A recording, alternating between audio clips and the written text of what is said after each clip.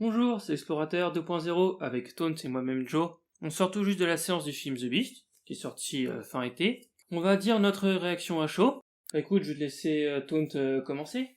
Beast, on est sur un film, c'est donc le docteur Nate, bon ça parce que j'ai retenu le nom, qui du coup part avec sa famille, ses 2 filles, en Afrique du Sud, à la suite du décès de la mère, de ce qu'on comprend très rapidement, qui est décédée d'un cancer, je crois que c'est dit très rapidement au début du film. Du coup, qui se retrouvent donc à faire un safari, ils sont accueillis par un de leurs amis d'enfance, ils font un safari, sauf que ça tourne mal, parce que un lion qui avait été avec tout son groupe chassé, en fin de compte se retrouve seul survivant blessé, et qui a qu'une seule idée en tête, en fait, tuer tous les humains pour se venger de ce qui lui est arrivé. Et donc le film, en gros, c'est la famille qui se retrouve un peu au milieu de tout ça et va essayer de survivre. C'est à peu près le récap qu'on peut faire de base. Voilà. Qu'est-ce qu'on a pensé? Bah bien, hein, franchement, ce qu'on disait. Hein. Ouais, vraiment très très bien. Bon film, franchement, que ce soit en rythme ou en termes d'intensité, moi j'ai vraiment aimé. Enfin... Pareil, quand même on parle d'un film d'1h30, ça fait du bien d'avoir un film qui est dense, il y a tension et tout, mais ça nous suffit. Plus trop, malheureusement, des films de 1h30. Mais c'est vrai que ça fait du bien. Je pense que ça aurait été une demi-heure de plus, c'était de trop. Je suis complètement d'accord. Enfin, franchement, il n'y a pas trop de scènes, enfin, que je vois pas comment ils auraient pu rajouter des choses. Et ni même en retirer, je trouve que c'est vraiment parfaitement fait pour le coup. Non, franchement, c'est un film de tension honnête. Mais par contre, je dirais pas tout le monde peut aller le voir. Oui, ça c'est sûr. Parce que, notamment, genre, peut-être pas avec des enfants. Ouais, on en parlera après. C'est pas forcément... Ah, c'est un petit peu gore, mais c'est pas le pire. C'est que surtout, c'est, comme on dit, c'est de la violence crue. Oui. Je disais en sortant du cinéma, mais moi je revois, il y a une scène au tout début du film, enfin pas loin au début du film où il y a un village qui a été attaqué, et il y a un moment où il y a littéralement, c'est pas une enfant de 10 ans, mais on est quand même sur une ado, je pense, morte, montrée au premier plan, la gorge tranchée, avec la chair qui dépasse. En plus, elle est vraiment par terre, inerte, avec un plan bien ouvert. Voilà, bien focus sur elle. Genre on n'est pas sur un cut direct, mais vraiment on focus sur elle, avachie avec la vache morte, comme si qu'elle valait pas mieux que du bétail. Et c'est un peu ça tout le long du film, hein. La plupart du temps quand il y a des blessures ou des morts, c'est assez cru et assez plus ou moins réel. Moi après je suis pas médecin, mais la blessure à un moment, l'ami donc qui est incarné par Sharlto Copley, je crois. C'est ça. Ouais, je veux pas l'écorcher. À un moment on se retrouve blessé, pareil au début du film avec au niveau de sa jambe. Et bon, c'est quand même bien montré au niveau des ouvertures et tout. C'est pas il se soigne à la barbare d'ailleurs avec son couteau. Ouais, il se cutérise. Il se cutérise avec son... Il a un zippo, il chauffe la lame, il met... J'ai douillé pour lui. D'ailleurs, c'est un point important du film. On arrive bien à être dans les personnages. On se rend d'empathie pour eux, dans leurs problèmes. On est vraiment pour eux, tu vois. Ouais. Je dis pas ça de manière naïve, en mode on est toujours pour le personnage principal. Mais vraiment, on est dans l'action. Et à chaque fois, tout ce qu'ils subissent, on le ressent. Que ce soit les blessures, quand ils se soignent... Côté un peu rustique de leur situation, ils sont dans un 4x4 pas terrible, qui est mal en point, parce que au niveau de l'histoire, ce qui se passe très rapidement, donc ils sont arrivés, ils ont fait leur safari, ils se retrouvent du coup agressés par le lion, et ce qui se passe, c'est que c'est Tonton Marty, c'est ça, Tonton Martin. Mais Tonton Martin, du coup, qui est Sharlto Copley, se retrouve séparé de Idriss Elba et des 2 enfants. Et en fin de compte, à partir de là, il y a toute une galère où ils essayent d'échapper au lion, mais le véhicule se retrouve en panne, il s'écrase avec le véhicule contre un arbre près d'un ravin. Enfin bref, il y a tout un déroulé où ils sont pas dans une situation terrible. Sur le ressenti global, c'est bien, c'est effectivement, on n'a pas ce côté un peu too much. Puis aussi, ce que j'aime bien, tous les thèmes qu'ils traitent, que ce soit déjà la médecine, comme on a vu, on parle quand même des blessures crues, même la façon où le personnage d'Idriss Elba, qui est du coup médecin, s'occupe des blessures est intéressante, parce que pour le coup, on n'a pas le médecin magique qui règle tous les problèmes, et à chaque fois, ils prennent du temps à soigner quelqu'un, on sent que c'est un enjeu important, que ce soit pour le personnage de Tonton Martin, ou même pour les filles. C'est vraiment quelque chose d'intéressant, et on sent que chaque blessure compte. Oui, c'est vrai. On n'est pas de la fameuse balle dans l'épaule, ah j'ai rien. Ouais, non, c'est vrai que... Bon, il y a peut-être un peu Idriss Elba un petit peu, mais on va dire que c'est l'adrénaline. Voilà. Mais parce qu'à un moment il se fait blesser quand même à la fois à la jambe puis après à l'épaule. On parle de grosses lacérations parce que le lion est très gros, hein. C'est une sacrée bête, hein. Moi je trouve qu'il n'y a pas eu ce côté du héros qui sait tout faire. Exactement. En fait il sait en faire, parce qu'on parle quand même d'un médecin, c'est quand même un adulte, voilà, il essaie de prendre certaines responsabilités, il essaie de faire certaines choses pour s'en sortir de la situation. Mais on n'est pas non plus sur le mec qui va mettre d'un coup une balle en pleine tête sur le lion, Voilà. ou qui va sauter partout, acrobatique comme pas possible. Et même ce qui est intéressant, c'est que, évidemment, on a un père en mode américain, même si je pense qu'il est anglais dans le film apparemment. Non, non, je crois qu'il est américain. Ils disent américains? Parce qu'ils sont partis de New York, ils sont allés à Londres, et ils parlent du code des correspondances. Non, il est américain pour moi. Donc on a le thème de la famille décomposée, qui se recompose à partir de cette aventure ou cette mésaventure. Ils essaient de faire passer un peu de message aussi sur les racines. Voilà. Mais là où je veux en venir, en fait, c'est que pour le coup, le père agit vraiment comme un père. C'est-à-dire, il stresse pour ses enfants, il est pas sûr de ce qu'il fait, il a pas forcément tout le temps raison, et il est ni même tout le temps bon dans ce qu'il fait. Par exemple, ils doivent monter un fusil qui est dans la voiture pour se protéger, et en fait, il a oublié comment il faut faire, il sait pas, et bah c'est oui, sa fille qui il lui l'a apprend à jamais faire. fait, quoi, oui, c'est ça. Parce qu'elle a vu le mec en train de monter un fusil, du coup, elle s'est rappelé comment faire. Ouais, c'est ça. Un autre moment aussi qui est intéressant, c'est qu'ils trouvent un autre véhicule qui fonctionne, mais ils ont pas les clés. Et tout bêtement, la fille lui dit, bah, pourquoi tu prends pas le véhicule? Et puis il dit, bah, je sais pas, moi, démarrer une voiture sans clé, Oui, je quoi. sais pas démarrer avec les fils ou autres, et il sait pas, et bon, c'est logique, quoi. Mais c'est un cliché qui a été démonté, mais qui est marrant, je trouve. Ouais, c'est bien amené. Non, en vrai, là-dessus, le film fait pas mal au niveau de tout ça. Même il traite bien le thème de l'anxiété, on voit souvent les gamines galérer à respirer, on sent qu'ils ont peur, qu'ils paniquent, et je trouve ça vraiment très bien fait. Genre, on passe beaucoup de moments, pas non plus tout le temps, mais à dire d'apprendre à bien respirer, d'être calme. Ça paraît être débile, mais du coup, on sent vraiment le père qui s'inquiète pour ses filles. Et à chaque fois, il pense à elle plutôt qu'à lui. Et les moments de panique, je trouve, sont plutôt logiques, en fait, la plupart du temps qu'il y en a. En fait, il y a très peu de moments où j'ai l'impression que quand un personnage faisait une erreur due à justement la peur, la panique ou autre, que c'était toujours abusé. La plupart du temps, je trouvais que c'était plutôt justement logique. Je me suis pas dit, ah ouais, Oui, mais là, qu'est-ce qu'il fout, ça a aucun sens. Bien, on sait pas. Et voilà, et non, là, au moins, la plupart du temps, les persos, en fait, quand il y a une erreur qui est faite, elle est plutôt compréhensible, en fait, vis-à-vis de ce que quelqu'un ferait à ce moment-là, ou l'envie qu'a le personnage de faire ça. Et je reviens sur un truc aussi, tu dis sur la tension, ils ont très bien géré la tension avec le lion. Oui, en effet. Enfin, franchement, il y a pas... Enfin, moi, il y a eu très peu de moments où je me suis... En fait, les moments où, justement, je me sentais un peu en sécurité, c'est quand les personnages eux-mêmes se croyaient en sécurité. Exactement. Et ce qui est bien fait, c'est que on sent la menace du lion sans qu'il soit visible à l'écran. Même si au début on a un peu des jumpscares quand il arrive, très vite ses apparitions sont beaucoup plus subtiles. Il y en a une que j'adore, c'est ils sont dans la nuit ou pénombre, je sais pas exactement. Et en fait il y a tonton Martin qui est dans le véhicule, blessé, avec les deux filles. Le père n'est pas présent dans cette scène. Et en gros, on voit tonton Martin qui est figé et qui regarde la fenêtre. Mais le plan est centré sur les filles qui parlent, et d'un coup, tonton montre la fenêtre sans rien dire, et on voit le lion aussitôt dessus sur la fenêtre en train de faire le raptor. Oui, c'est ça, qui est vraiment posé. Il a pas attaqué d'une manière violente. C'est là où d'ailleurs c'est assez... Moi j'aime bien aussi ce qu'ils ont fait. Bon, peut-être un petit peu abusé, mais des moments où ils font le lion d'une manière où c'est vraiment l'assassin silencieux. Exactement. Donc, du film, il y a un des autochtones qui l'appelle Diabolo, le diable. Tu fais ouais, c'est un peu ça. J'ai envie de faire la vanne à un moment. Et en vrai, le lion est vachement bien fait. Oui. Là, on peut entrer sur notre point, qui sont sur les FX et CGI.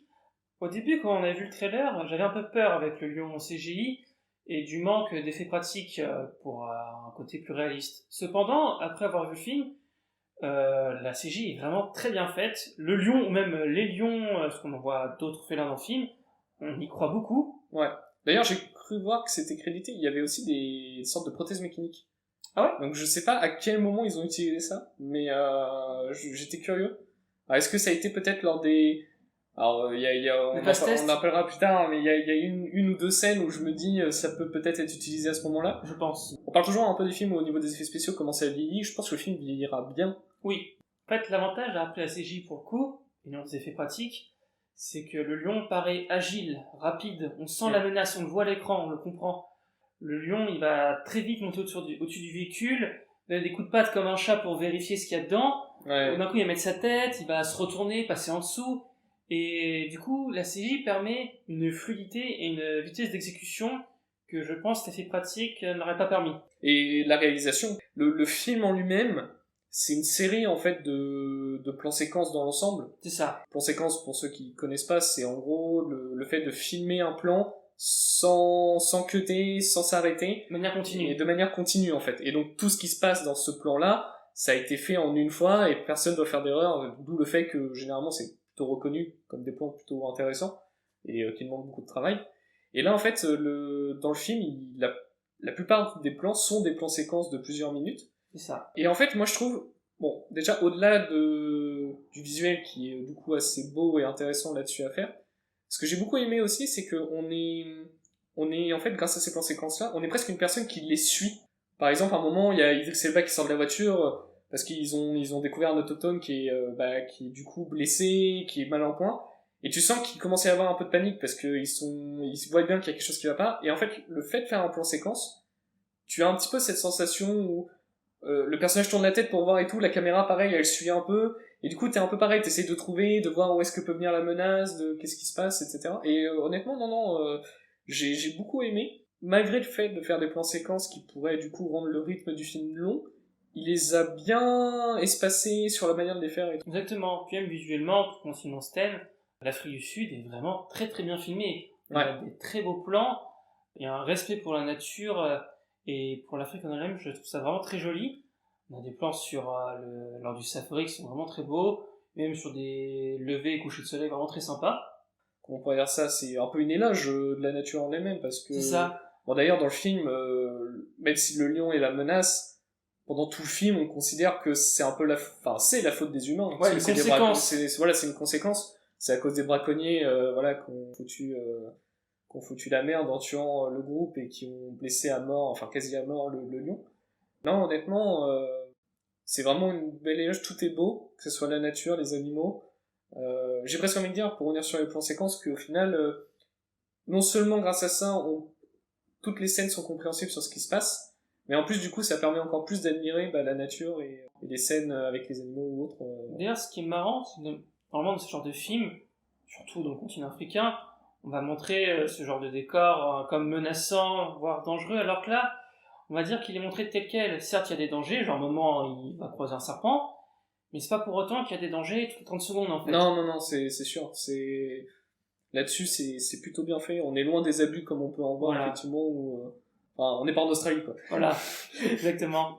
Mais du coup, ça rend le tout un peu plus crédible, et du coup, les scènes, on va dire, où seulement il y a la famille sans le lion, permettent de respirer et de créer une tension juste par la non-présence du lion, et non se focaliser sur des péripéties ailleurs qui pourraient, on va dire, couper le film.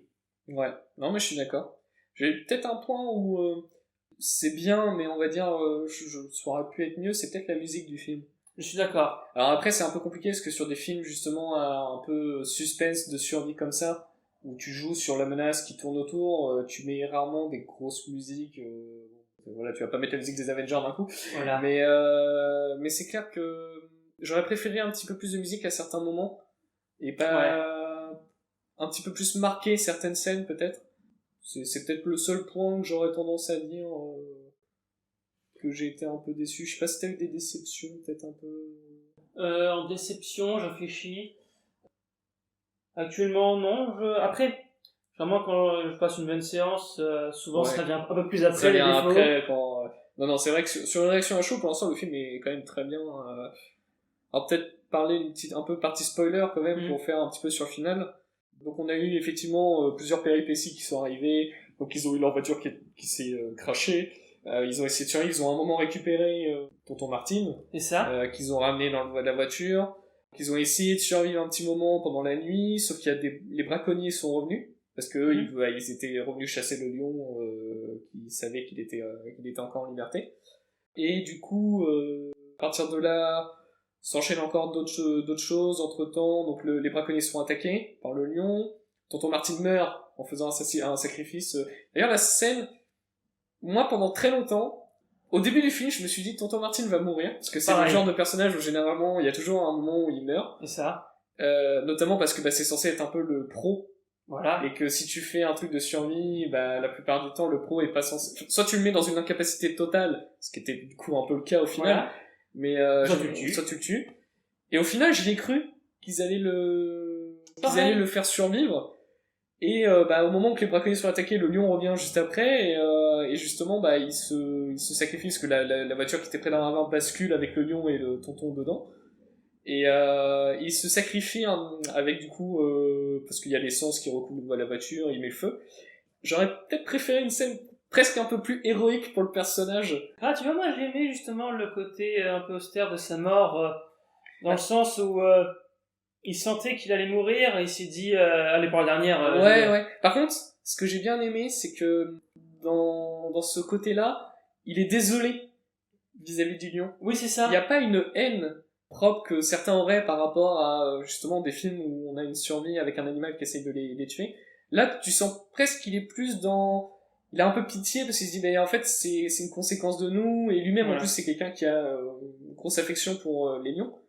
Et puis après ça, du coup, t'as Idris Elba et ses filles qui arrivent un peu à s'éloigner. Ils vont dans une école abandonnée. Une école abandonnée. Qui en fait à la base un repère pour les braconniers. Voilà, parce qu'ils essayent de soigner un peu les blessures de tout le monde, notamment de la fille, d'une des filles qui s'est fait un petit peu blesser grièvement. Enfin, quasiment grièvement, il n'y a pas d'organe, mais voilà. Alors d'ailleurs, ce que j'aime bien pour la justification d'aller dans ce lieu, c'est qu'en gros ils récupèrent un véhicule, puis ils vont à l'autre endroit, et ce que j'aime bien c'est qu'ils disent ils préfèrent aller là que de refinir en panne nulle part. Et ce que je trouve assez intéressant. Ça rejoint sur ce qu'on disait tout à l'heure, c'est les personnages ne sont pas ni trop bêtes, ni trop intelligents et au summum de tout ce qu'ils peuvent faire. Et non, là-dessus c'est bien. Et du coup le lion arrive à les retrouver, malgré qu'il se soit fait déjà pris plusieurs balles, calciné, une patte écrasée à moitié par la voiture au moment de la chute et tout. Et Idris Elba, pour essayer de sauver ses filles, attire le lion sur le territoire d'un autre groupe de lions. Et en gros, au début, on a un petit combat en 1v1 lion versus Idris Elba. Ouais, alors c'est peut-être là où fallait que l'histoire se termine comme ça, mais Idris Elba se défend bien, hein. Oui, mais pour moi, il est mort. non, si on partait d'une logique un peu plus réaliste, il devrait mourir. Mais la scène est quand même crédible dans le sens, on est à fond dedans. Oui. C'est vrai que Idris Elba essaie plus de survivre dans le combat que de vraiment... il porte certains coups un peu... couteau, ouais. Voilà, des coups de couteau, parce qu'il avait encore un couteau, donc il met... Mais globalement, il se fait éclater, quoi. Mais voilà, on sent la puissance du lion. Et d'ailleurs, Martin le disait un moment au début du film, il dit si c'est un 1 contre 1 contre lui, tu le perds. Voilà. Et c'est la première chose et la phrase, tu dis bon, elle est pas dite pour rien. Et effectivement, en soi, le combat en lui-même, il est à 2 doigts de le perdre. Et c'est les lions du groupe à côté pour défendre leur territoire qui en fait viennent le sauver en quelque sorte. Entre guillemets le sauver, mais surtout en fait défoncer le lion parce qu'il est sur leur territoire à eux. Et ça se termine à peu près comme ça, donc ils sont sauvés et puis ça se termine comme ça.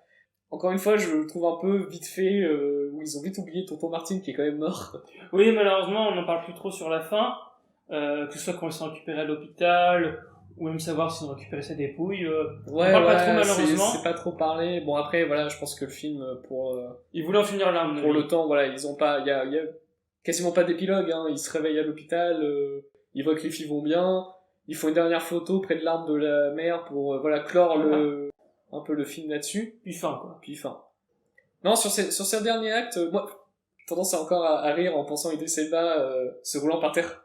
Oui. Tout seul, par rapport au combat contre le lion en CGI. Et c'est pour ça que je te disais tout à l'heure, pour moi, je me dis, c'est peut-être là où on servit les prothèses mécaniques. Je pense, ouais.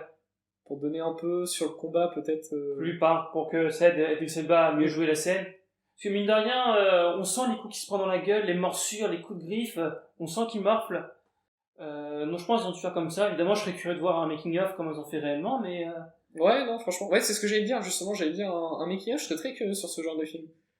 Surtout avec des moments où, il y a plusieurs fois dans le film, ils sont quand même très au corps à corps avec la CGI. Oui.